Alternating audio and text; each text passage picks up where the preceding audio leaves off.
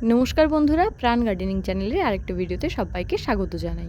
বন্ধুরা, আজ আমি আলোচনা করব এপ্রিল মাসের যে সুতীব্র গরম এখন পড়েছে, অর্থাৎ বাইরের টেম্পারেচার মোটামুটি 40 ছুঁই, কোনো জায়গায় কিন্তু 40ও ক্রস করে গেছে। তো সেরকম একটা টেম্পারেচারে আমাদের বোগেনভেলিয়া গাছকে সতেজ রাখার এবং সুন্দর রাখার মতো ব্যবস্থাপনা। তো আমরা এপ্রিল মাসে বা এই গরমে বোগেনভেলিয়ার ঠিক কী পরিচর্যা করব সেই নিয়ে আজকের আলোচনা। প্রথমেই আসি বন্ধুরা, এই সময় খাওয়ার কী দেবো। বন্ধুরা, এই সময় কিন্তু আমরা ভারী খাওয়ার একদম অ্যাভয়েড করব।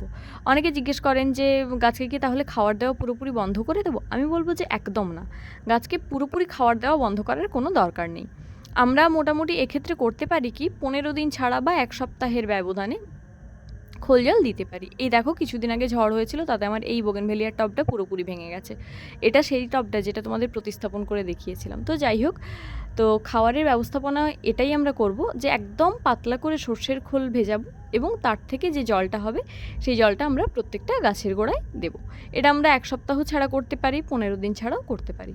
100 গ্রাম খোল নেব এবং সেটা 1 লিটার জলে ভেজাবো, 3 দিন মতো ভেজাবো। তারপর কিন্তু তার সাথে আমরা 10 লিটার জল আরও অ্যাড করব এবং সেই জলটাই আমরা গাছের গোড়ায় দেব। গরমকালে কিন্তু এর থেকে বাইরে আমরা আর কোনো খাবার অ্যাড করব না, রাসায়নিক খাওয়ার চেষ্টা করব অ্যাভয়েড করার। তাতেই দেখো আমার গাছগুলো কিন্তু মোটামুটি ফুল হচ্ছে, ফ্ল্যাশিং তো খুব একটা খারাপ হচ্ছে না দেখতে পাচ্ছি। কিছু কিছু গাছ ঝড়ের জন্য স্ট্রেস পেয়েছে, সেটা হলো আলাদা ব্যাপার, না হলে কিন্তু গাছগুলোর বৃদ্ধি মোটামুটি ভালোই হচ্ছে।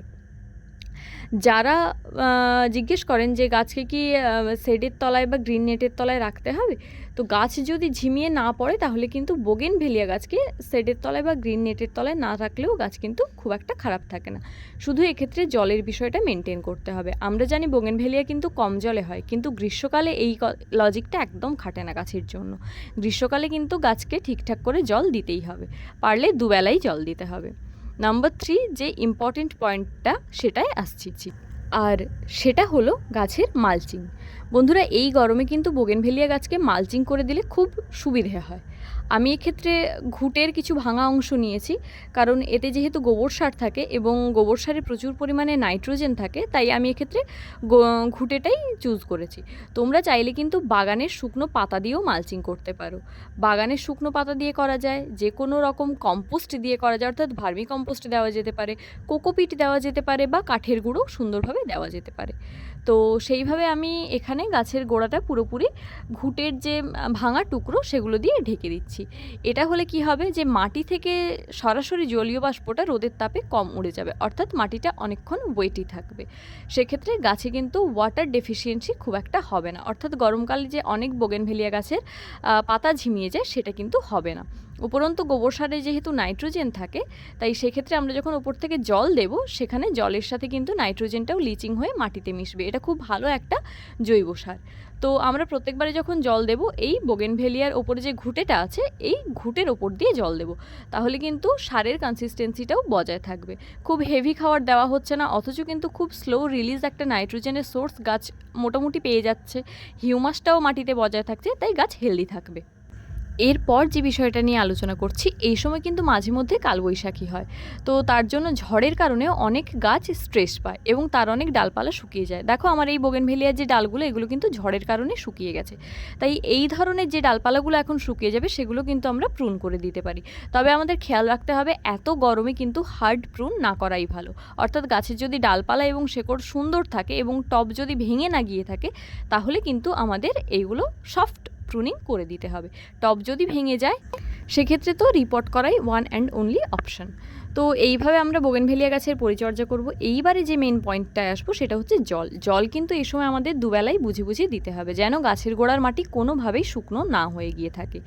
আর আমরা মোটামুটি চেষ্টা করব যেন দুবেলাই গাছকে ভালো করে জল স্প্রে করে ঠান্ডা জল দিয়ে স্নান করিয়ে দেওয়া যায়। দুবেলা যদি সম্ভব নাও হয়, তাহলেও কিন্তু চেষ্টা করতে হবে সূর্যটা অস্ত চলে যাওয়ার পর, অর্থাৎ বিকেলের একটু পরের দিকে, তাপটা একটু কমে যাওয়ার পর গাছের পাতায় ভালো করে স্প্রে করে স্নান করিয়ে দিতে।